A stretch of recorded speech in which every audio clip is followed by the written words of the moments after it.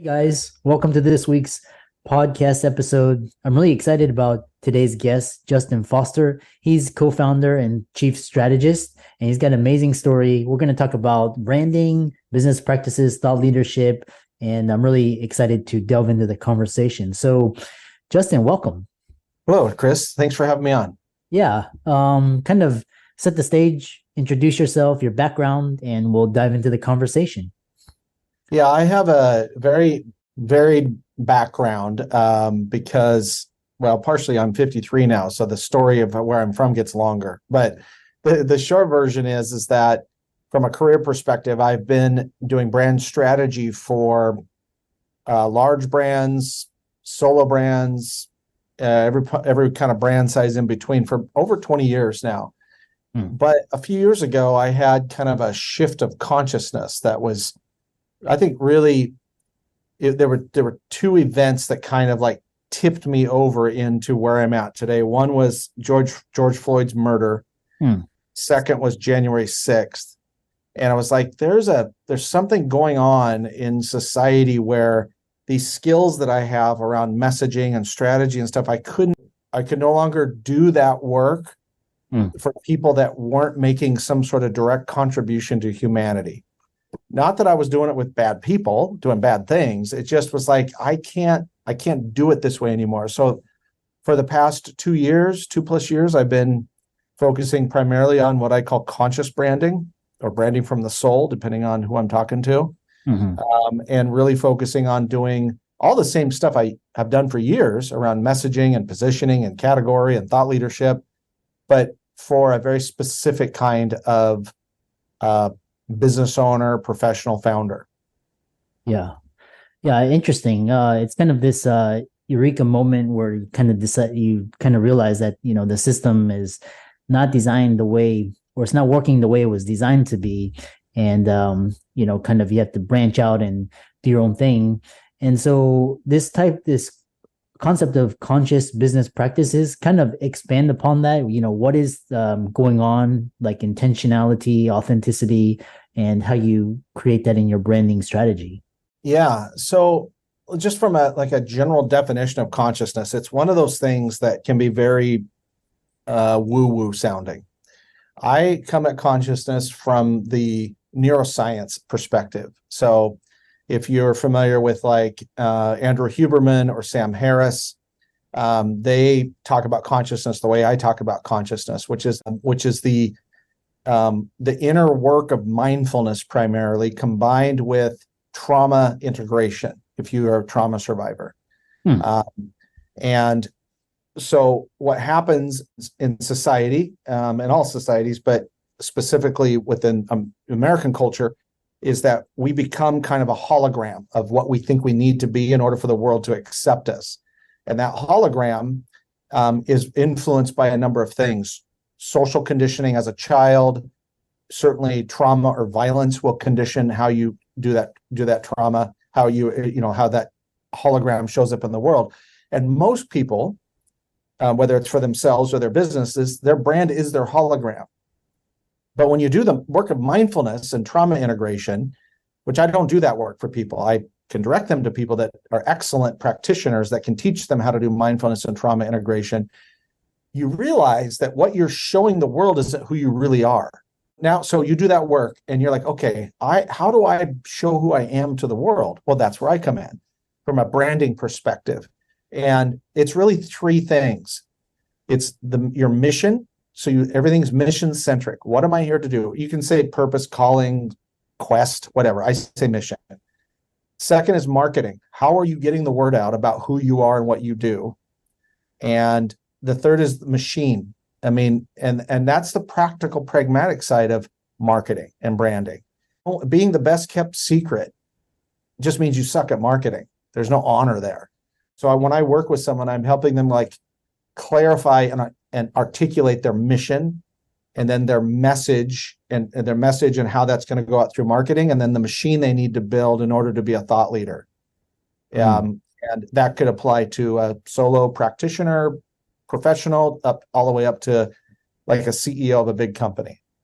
Yeah, it's quite interesting. And then I love your the way you incorporate branding and how you talk about ethical branding, marketing, conscious business, brand poetry. We're going to talk about all of these. So what is just for my curiosity is, what does brand poetry mean? What is that?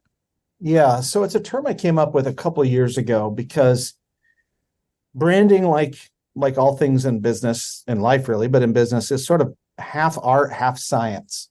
And the science side is KPIs and ROIs and digital marketing funnels. And yeah, you need all that. You do need to have some scientific discipline in your branding and marketing, regardless of the size of your business. What happens though is that people build these machines, these marketing machines, and then they wrap them in the most boring language. And it usually boils down to boring, cheesy, or creepy. Those are kind of the three things that people go towards. And it's a sign of insecurity, and it's a little bit lazy, to be honest with you. It's like, okay, I built the funnel, I got my HubSpot set up, or whatever, MailChimp, or whatever you're doing, or my social media accounts. And they use what I call bluntly white people language. And it's just sort of safe and vanilla, oatmeal, beige type language. So brand poetry is saying what you really want to say in the most beautiful and eloquent way. So one of the exercises I do is when I'm working with a client on brand messaging is we do an unfiltered version. It can be full of profanity. They can rage against their competitors. They can cry. So I get all that out on the table, that raw ingredient. And I'm like, all right, let's turn this into a piece of poetry. And this is kind of a rediscovery for a lot of brands, because you go back to pre-Mad Men era, pre-TV, when TV came on and kind of changed the landscape. Marketing language was very poetic. You look at a Red Wing boots ad, or Stetson hats, or Ford pickups, or Ford motor vehicle. The language that they used was really beautifully written. And it was no coincidence that early on in the days of print advertising, they used authors and writers to write their copy. So Ernest Hemingway, Louis L'Amour, John Steinbeck, they were all copywriters first before they became famous authors. So brand poetry also is a counter to AI generated content. Not opposed to AI generated content. It's fantastic for technical content. But brand poetry has to come from your soul. And therefore, if you want brand poetry to come from your soul, you have to get in touch with your soul. You have to get inward. You have to go find out what you really, really want to say to the world and make it sound as poetic as possible, which is where I come in. Yeah, quite interesting. And you did mention this idea of white people language, and I love that someone from the Caucasian side is actually speaking out against this. Usually it's minorities and or people of color, but why should white leaders leverage their privilege for systemic change? Yeah, so you bring people don't like talking about race, and sometimes I jokingly say I think my mission in life is to make white people uncomfortable, because I call myself a SWAM, which is a straight white American male. So we made the systems that we're in. We did that. We made the systems, and then we assumed or expected people that weren't those four things, to just fit into them. And we called it assimilation, or pull yourself up by your bootstraps, and the melting pot. And it's all, can I swear, Chris? Yeah, absolutely. Yeah, this is okay. So it's all bullshit. It's not really that way. So I look for, and I actually, I have a podcast and a whole community called The Third Way that's around kind of this non-dualistic view of the world. It's if you're a white leader, you can be in denial or despair. Those have been the two options. So you got white guilt and white denial. And white guilt turns into like, I'm going to go give money away until I feel better. And that doesn't work.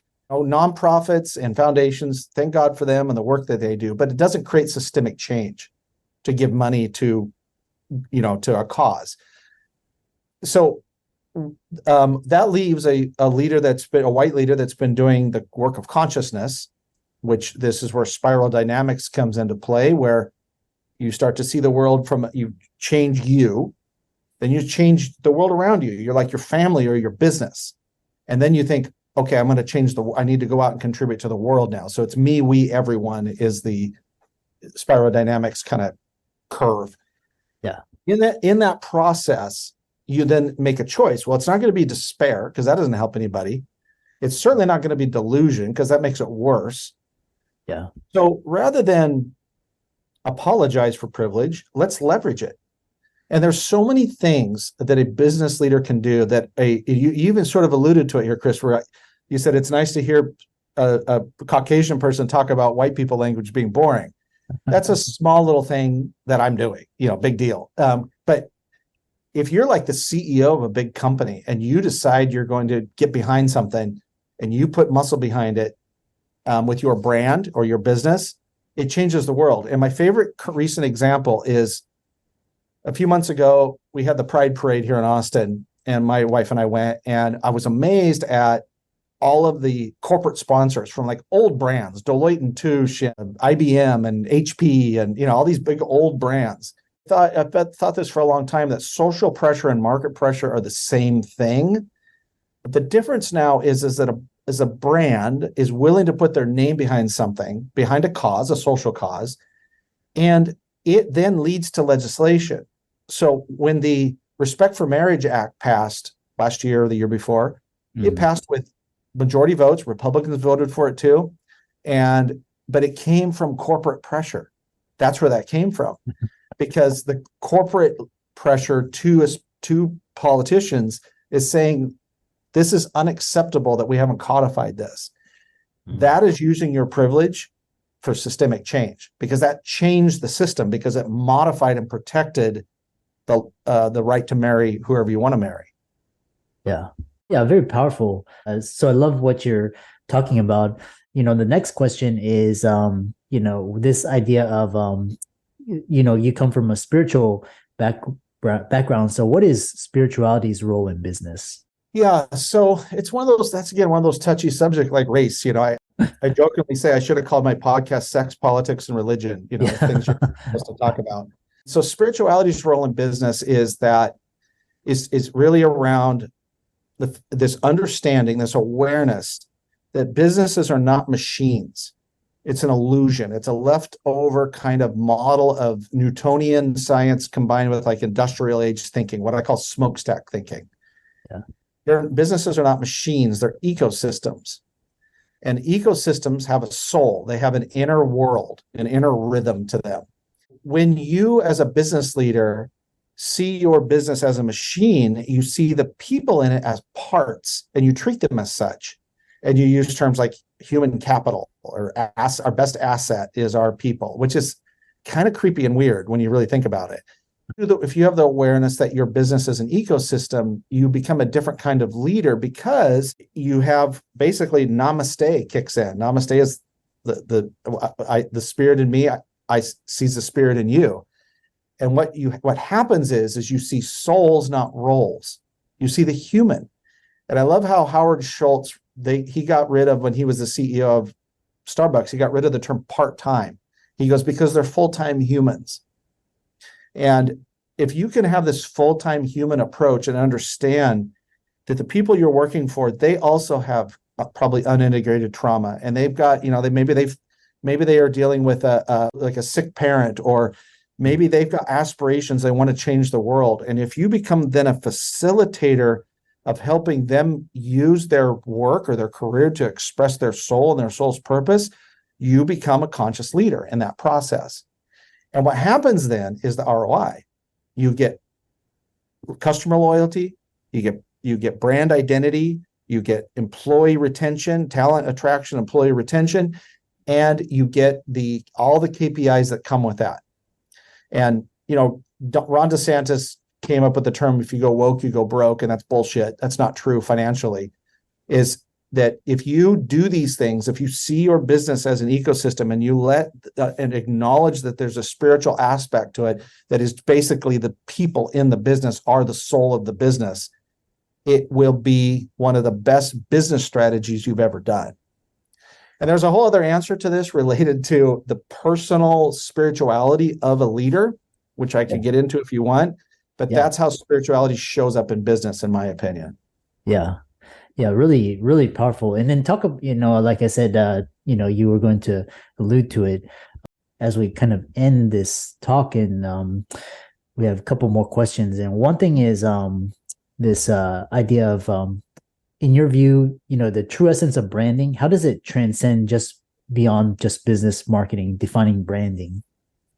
Well, your brand is how other people experience your soul. That's what it is. I mean, we all have a brand. You have one, I have one. The organizations we run or own have a brand. So we're not really doing branding and marketing for a product. No brand really is. Simon Sinek talked about this in Start With Why. I've kind of taken that to the next level and made it more of a branding as a spiritual practice, really, ultimately. And so the idea is that what we're selling, if you will, or branding and promoting are ideas. They're concepts and frameworks. This is why I say branding is a philosophy before it's a strategy or a set of tactics. It's a philosophy of how you behave as a leader, how you behave as an organization, the cultural standards that you have, your standards of excellence for your products and services, your customer experience, all of that stuff all stems from that paradigm.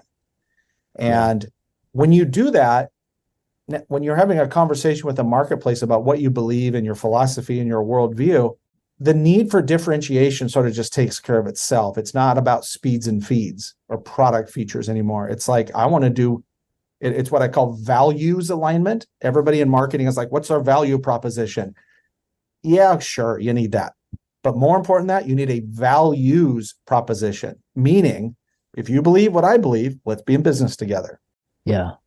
Yeah. And kind of rounding it out was this idea of, looking ahead. How do you envision the future of business, especially in the context of social justice, ethical branding, and conscious practices? Yeah, I think that, a business leader needs to have an honest conversation with themselves about what their current state of being. And, Mary Oliver, the poet, one of her lines was, what are you going to do with this one precious life?